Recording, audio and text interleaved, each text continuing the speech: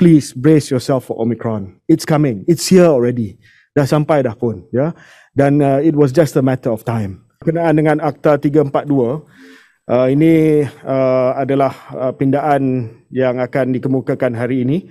Komen saya, Bismillahirrahmanirrahim. Itu saja. Hi YB, sorry, Alifa from Code Blue.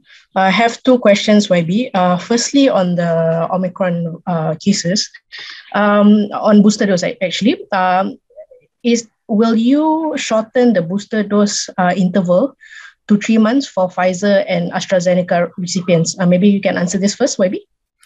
Yep, the matter isu pemendekkan tempoh antara dos kedua dan juga dos penggalak sekarang ini sedang dibincangkan di peringkat Technical Working Group dan akan dimaklumkan kepada CITF dalam tempoh masa yang terdekat.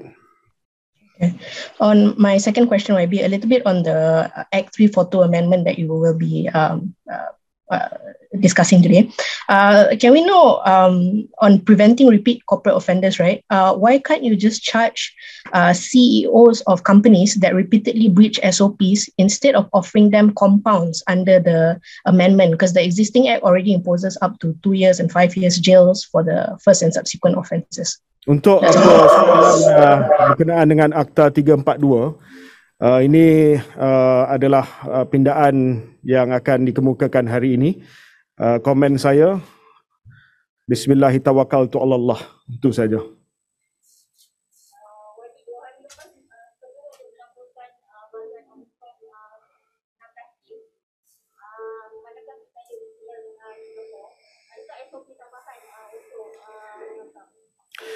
Buat masa ini kita kekal dengan SOP yang sedia ada, yang didapati kita buat masa ni kita dapati cukup ketat, iaitu ujian pre-departure, ujian on arrival dan juga ujian setiap hari.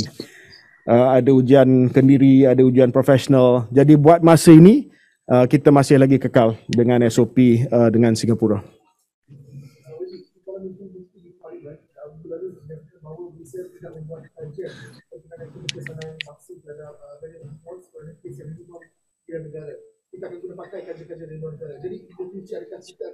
Yes, of course. Kita ada ongoing RECOVAM study di bawah National Institute of Health, Institut Penyelidikan Kesihatan. Dan sudah pasti bila dah wujud Omicron di sini, itu akan dimasukkan sebagai satu parameter ujian ataupun penyelidikan. Disargan, New Straits Times. Good morning, YB. I'm from New Straits Times. May I ask if we will impose any additional restrictions from travellers that are coming from UK, since on social media we've been seeing pictures of many Malaysians holidaying in London? Thank you. Yeah. Ya. Jadi seperti mana yang saya sebutkan tadi, saya akan bawa pindaan insya-Allah pada petang nanti sekiranya tiada aral melintang.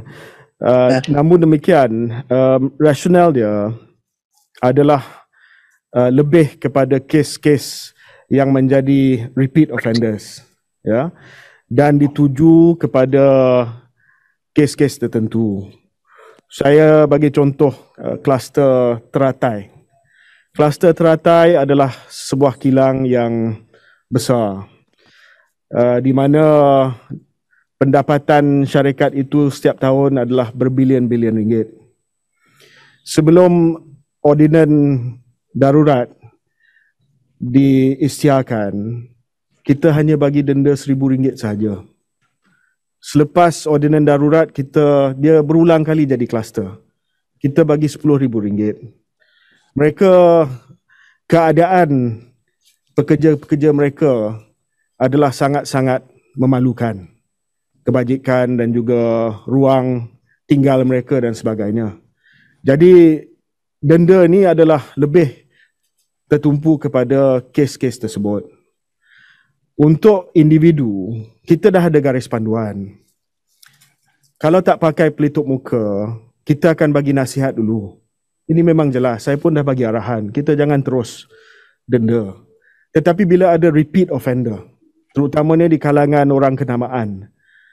Kita kenalah bagi sesuatu yang menjadi deterrent kepada mereka. Ya, tetapi ini adalah the last resort. The last resort. Dan saya harap dengan adanya ancaman Omicron ini, saya betul-betul merayu sekali lagi kepada ahli-ahli parlimen untuk membantu KKM luluskan pindaan ini.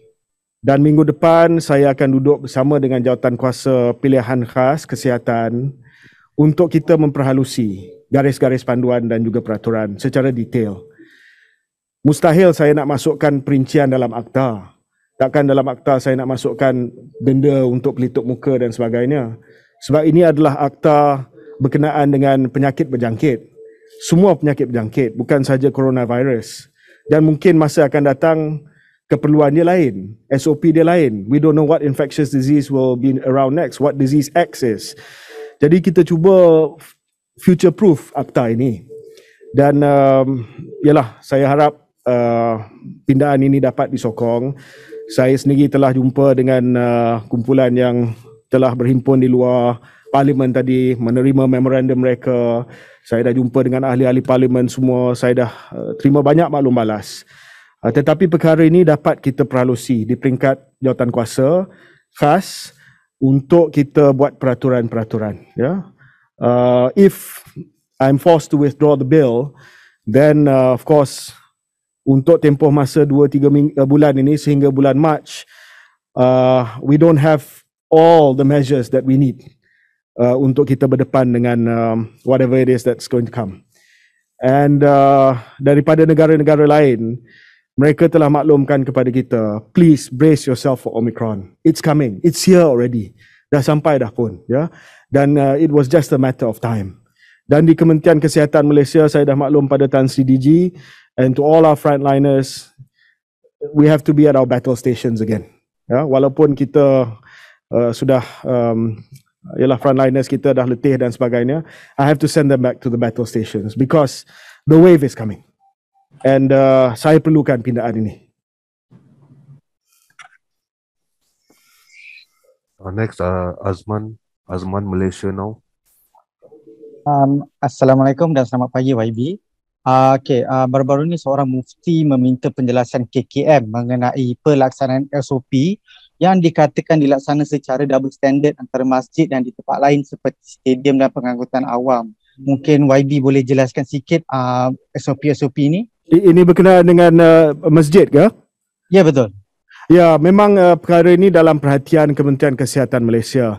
Dan kita sedang perhalusi. I can't hear. Baiklah, saya andaikan dia tanya soalan berkenaan dengan masjid. Memang perkara ini dalam perhatian Kementerian Kesihatan. Kita telah terima banyak permintaan, nasihat supaya KKM boleh keluarkan nasihat agar saf boleh dirapatkan semula di masjid. Dan kita sangat prihatin tentang perkara ini, bukan kita tidak mahu membenarkan. Cuma kalau boleh kita bagi tempoh masa beberapa minggu lagi sebab kita nak melihat kesan daripada gelombang Omicron ni, dan kita boleh keluarkan nasihat untuk disembah berkenan Raja-Raja Melayu. Next, New Straits Time. Good morning, YB. Regarding the Omicron variant cases increase in UK, will we be imposing any additional restrictions to travellers arriving from UK? Thank you. From the UK? Yes, YB. Yeah, for now, the position for travellers from the UK is that they will have to wear the digital tracker and they will have to do daily self-tests at home. For now, we maintain that SOP, but should the situation change, then we will of course update the public.